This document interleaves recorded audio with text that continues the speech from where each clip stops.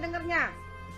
Katanya kau ini, ya, katanya ente itu ulama, keturunan Rasulullah, nggak tahu yang keberapa lah urutannya karena nggak ngitung. Ketika saya bertemu sama orang Nasrani segala macam, mereka bertanya begini, bro, menurutmu kami ini kafir nggak?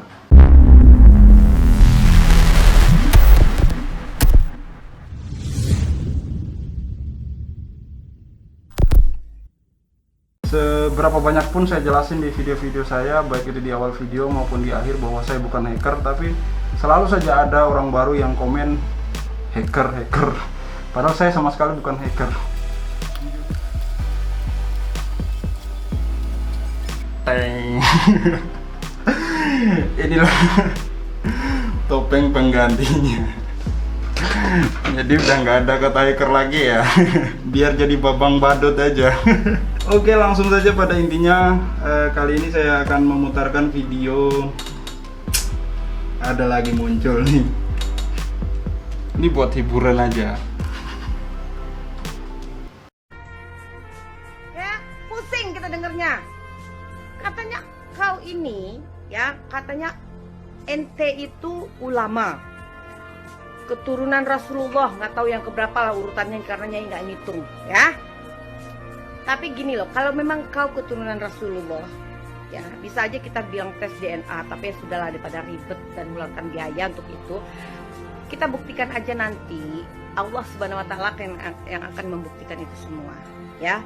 Allah Subhanahu wa Ta'ala yang akan membuktikan kebenaran di atas kebenaran, dan tidak ada satupun manusia yang bisa melawan kekuatan Allah Subhanahu wa Ta'ala. Walaupun kau mengatakan diri kau Habib, ulama ataupun ustaz, kalau Allah mengatakan kau salah, kau zalim, kau sombong, kau ujub, kun fayakun, apapun bisa terjadi atas kuasa Allah. Bener ya, dia nih menghinakan dirinya sendiri. Dia mungkin tujuannya mengejek gitu loh, mengejek Habib, entah Habib siapa saya juga kurang tahu, dia nggak menyebut nama di sini. Tapi ini dandanannya, jidatnya dihitemin, dia pakai kumis kayak gini, dia pakai sorban seperti ini. Ya mungkin teman-teman sudah paham lah tujuannya ini ngeledek siapa. Ini kan khas pakaian orang Arab dan kebanyakan Muslim memakai ini. Nah, dia berkostum seperti ini, apalagi jidatnya dihitamin, itu saya paham. Maksud dari simbol yang dia pasang di jidatnya itu saya paham.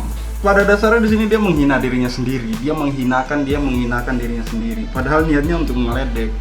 Tapi saya melihatnya justru dia yang terhina di sini karena ya sih, Mbak Dewi Tanjung ini kalau mau bikin konten yang inilah, yang lebih mengedukasi lah, yang lebih informatif, nggak usah kayak gini, nggak ada gunanya buat apa ngejek kayak gini. Yang ada malah lucu, bukan lucu karena ini, tapi lucu lihat ekspresinya seperti ini. Apa yang dia katakan sangat absurd, semua absurd. Kenapa saya katakan absurd? Di sini dia mengatakan bahwa Allah Subhanahu wa Ta'ala yang akan membuktikan itu semua. Absurd. Kenapa saya katakan absurd? Gimana caranya? Kamu tahu Allah membuktikan, buat apa Allah ngurusin hal-hal seperti ini? Membuktikan. Dia bilang Allah yang akan membuktikan kebenaran di atas kebenaran. Ya ampun. Dia ngomong seperti itu, tapi caranya di video ini aja sudah mengeledek. Baru dia ngomong Allah akan membuktikan kebenaran di atas kebenaran. Ya ampun, absurd. Tidak ada satupun manusia yang bisa melawan kekuatan Allah Subhanahu wa Ta'ala. Tidak ada satupun Yang kedua, dia bilang tidak ada satupun manusia yang bisa melawan kekuatan Allah Subhanahu wa Ta'ala. Ya memang nggak perlu ngomong, semua orang juga sudah paham, semua orang yang beragama juga paham, tidak ada yang bisa ngelawan Allah. Jadi tujuannya di sini tuh apa gitu loh? Omongannya tuh nggak jelas. Ya ini saya bikin konten ini hanya untuk hiburan aja buat kawan-kawan ya. kita bersenda gurau aja, nggak usah semua konten dibuat serius gitu. Walaupun kau mengatakan diri kau Habib, ulama, Allah mengatakan kau salah, kau zalim, kau sombong, kau ujub, kun fayakun. Nah, yang ketiga dia bilang Walaupun kau mengatakan dirimu Habib dengan intonasi yang ngeledek, lagi-lagi ngeledek, tapi kalau kau sombong, kau ujuk, maka kun fayakun Allah. Apa coba? Ya ampun. Bener-bener udah. Allahu Akbar. Ya memang tujuannya mau ngeledek, tapi sejatinya dia menghina dirinya sendiri.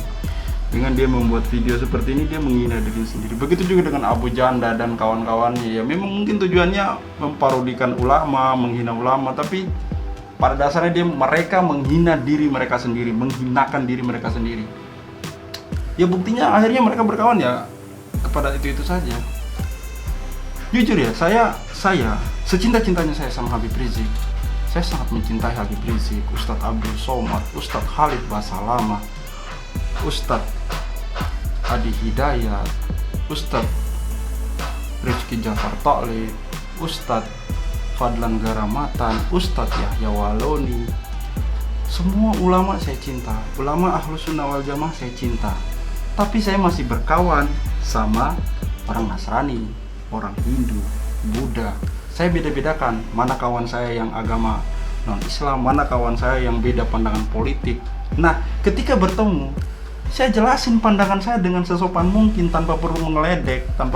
Saya jelasin pandangan kenapa saya mencintai Habib Rizik, kenapa saya mencintai Ustadz Khalid Basalamah, kenapa saya mencintai Ustadz Abdul Somad, kenapa saya mencintai Ustadz Adi Hidayat. Saya jelasin profil mereka satu-satu ke teman-teman saya tadi. Bagi yang muslim saya jelasin, yang berbeda pendapat saya jelasin. Bagi yang non-muslim saya jelasin. Ya, di sini saya berteman dengan mereka karena mereka masih punya batasan-batasan ya. Mereka paham ini pandangan politik berbeda, jadi tapi mereka tidak menghina. Mereka tidak pernah menghina. Jadi saya masih berkawan sama mereka. Jadi ketika bertemu ya kita diskusi, adu argumen, adu pendapat segala macam ya. Itu menambah wawasan. Ketika saya bertemu sama orang Nasrani segala macam, mereka bertanya begini, bro, menurutmu kami ini kafir nggak? Ya saya senyum, saya jelasin ya. Menurut ajaran Islam, tauhid, akidah dalam ajaran kami, ya kamu kafir. Tapi saya jelasin kafir itu seperti apa. Kafir itu dari huruf Arab, Ka'fa dan Ra. Artinya orang yang tertutup pintu hidayah Islam. Ya kalau kamu nggak mau dikatain kafir, ya mau dikatain apa lagi? Non muslim ya justru lebih parah. Non muslim itu artinya tidak selamat. Kalau kafir tertutup dari pintu Islam, dari pintu hidayah Islam. Artinya dia bukan orang Islam. Ya perkara kamu, ini saya jelasin kepada teman saya yang orang non muslim tadi ya, perkara kamu mengatain saya juga kafir karena saya bukan pemeluk agamamu, ya monggo terserah. Karena kafir ini bukan bahasa kasar. Hanya memang kenapa itu menjadi kasar, karena banyak orang-orang yang menjadikan itu sebagai hujatan. Kamu kafir kamu. Padahal sebenarnya nggak perlu. Walaupun memang orang yang non muslim itu memang orang kafir, tapi tidak perlu itu dijadikan hujatan. Itu pembeda antara muslim dan non muslim gitu. Kenapa saya mencintai Habib Rizik, Ustadz Abdul Somad, Ustadz Adi Hidayat, Ustadz Khalid Basalamah dan yang lain, saya jelasin dengan fair tanpa saya menghina ulama mereka. Walaupun secara prinsip saya berbeda pendapat dengan ulama-ulama yang mereka anut gitu. Saya tidak menghina. Ya tinggal kita lihat di sini siapa yang bisa terbuka pandangannya, siapa yang berpikiran subjektif akan kembali sadar, kembali berubah. Kalau sudah bikin video kayak begini ya selesai. Orang-orang yang berpunya pikiran cerdas ya hanya akan mengetawain. Saya ketawa lihat video kayak gini. Untuk apa coba? Aduh. Gue jelasin, kamu itu bencinya karena apa, segala macem. Bencinya Habib itu karena apa. Lagi-lagi kita kembali ke video ini. Luar biasa sekali dia bikin video seperti ini. Tapi kawan-kawan perlu dicatat ya, bahwa di zaman dulu, di zaman Nabi Musa alaihissalam, saya menceritakan sedikit ilmu yang saya pahami. Nabi Musa itu dalam pandangan Fir'aun, pemerintahan Fir'aun seperti apa kira-kira? Ya karena beliau sendiri sudah di luar pemerintahan. Apakah dicap radikal? Pasti. Dicap orang garis keras, penentang garis keras? Pasti. Karena dia di luar pemerintahan dan dia sangat menentang pemerintahan Fir'aun waktu itu. Kawan-kawan harus paham di sini. Nabi Musa di luar pemerintahan, Fir'aun di dalam pemerintahan. Siapa pendukung-pendukung Fir'aun hari itu? Ada Haman di bagian cendekiawan, ada Qarun, orang yang berduit pastinya. Jadi 3 kekuatan ini, Fir'aun pemerintahan, Haman cendekiawan orang cerdas, dan Korun orang yang memiliki harta, pemodal. Nabi Musa melawan itu semua, melawan ketidakadilan itu tadi.